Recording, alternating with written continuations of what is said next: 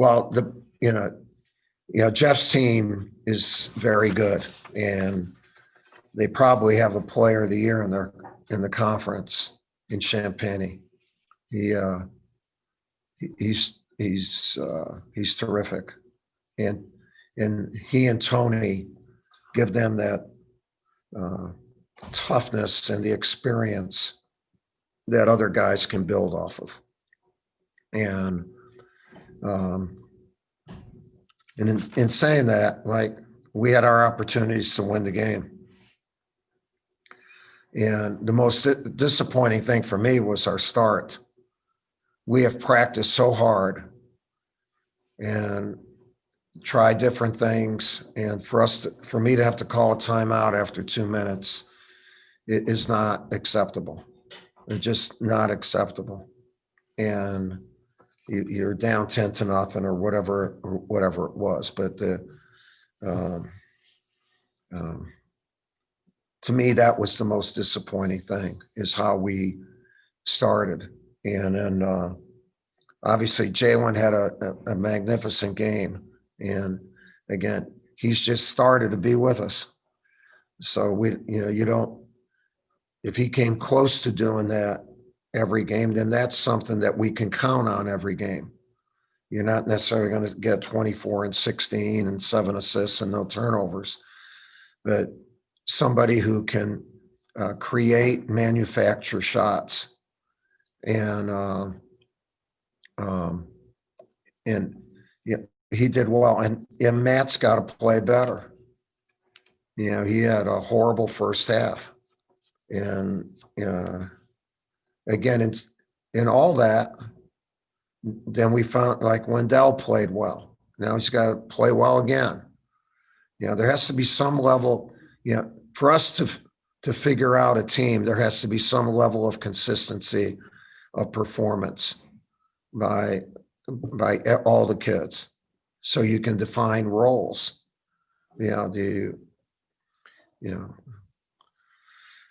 hit on a good unit, and they put us in a position to win the game. And when you go up, you got to hit both of one-on-ones, not one of them. And when you drive the ball, if you're fouled, you got to put that damn thing in every once in a while, so you lose points. We're 11 for 19 from the free throw line, and in some critical times. And but it's a tough loss for us, because our kids, that group, did play winning basketball and put us in a position where we had a chance to win. To their credit, they executed right at the end of clocks a couple times that were big, and they got to the foul line. I mean, they shot 37 free throws, and we got to do a better job of blocking out. And the rebounds were even, but we fouled a lot. For them to get 37 free throws is, you're not going to win very many games that way. And we're fortunate that they missed they only hit 2/3 of them. So, any questions that you all might have? All right, Coach, thank you. We'll go to Steve Wiseman first. Steve, go ahead. Thanks, Mike. Coach, what was your thought in installing the zone defense for this game? Was it a one-game thing only? Do you think you might use it going forward? Did you see enough success out of it tonight? Yeah, I thought overall it was good. And it wasn't good to start off with, because our effort wasn't good. And we're going to need some zone going forward, because we're not a big team. We're not a physical team. And the thing we need to learn how to do from it is, when we're in it, don't allow dribble penetration, and then rebound from it. But I thought overall it was good. It wasn't great, but it was good, and it's something that we can work on to go forward. And it, with the small perimeter that we have, it lends itself to that zone. And but yeah, we'll keep looking at. We're not necessarily not going to play man, but we need to add. Now that Patrick was here for 10 minutes, 11 minutes.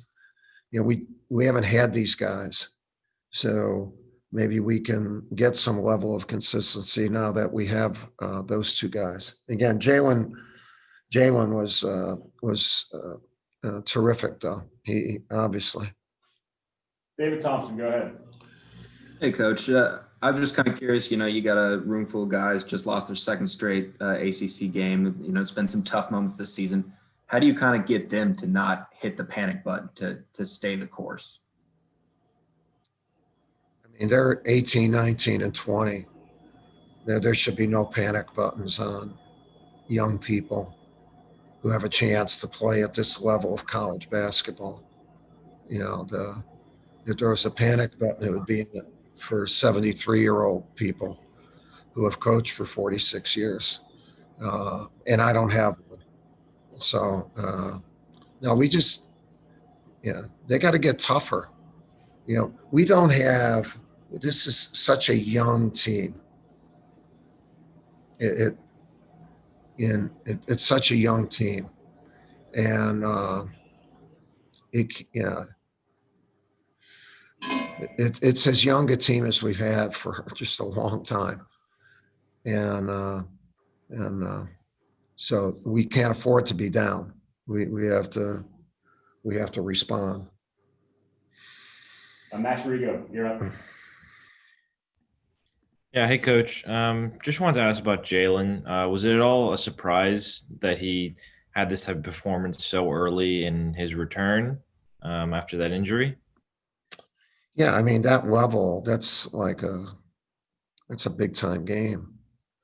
With the limited amount of practices and working with his teammates, even conditioning wise, because he still wears a boot, off the court.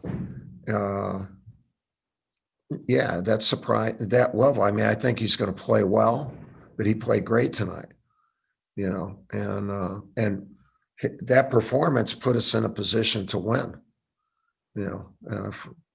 his performance. And so that is unexpected because we haven't had him.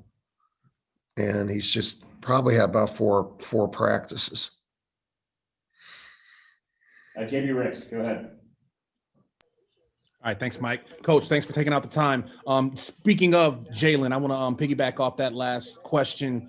How do you go about with his progression moving forward now? I mean, that's a big time game, like you said, coming off the bench, but do you have plans of incorporating him back into the starting lineup? Oh, yeah. Well, he started the second half, and yeah, I mean, who would you want to take a poll? And, to me, it's obvious he should start. And it's obvious he should have started if he wasn't hurt, he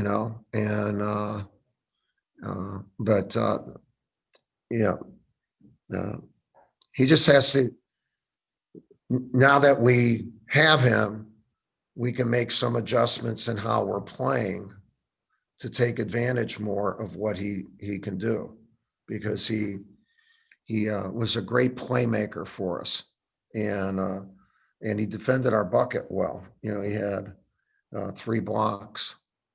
I mean, he just had a great game. Yeah, he had a great game. So, I'd love to see that all the time, that level of stuff all the time. But I'm not knocking him. If you're hurt, how can you do that? You can't do it. Josh Graham, go ahead. Coach, you've had a ton of your former players end up coaching against you. Jeff is the first one to get a win against Duke. Considering that, does it take some of the sting at all who was on the other side? No, I mean, I'm always pulling for Jeff. There's no. I mean, that's separate.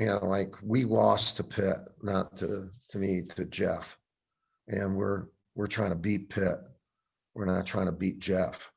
And so, You know, I mean, he's done a really good job with his team, and now that they're healthy, you know, with yeah, he did. They have a set group and a rotation because they played together.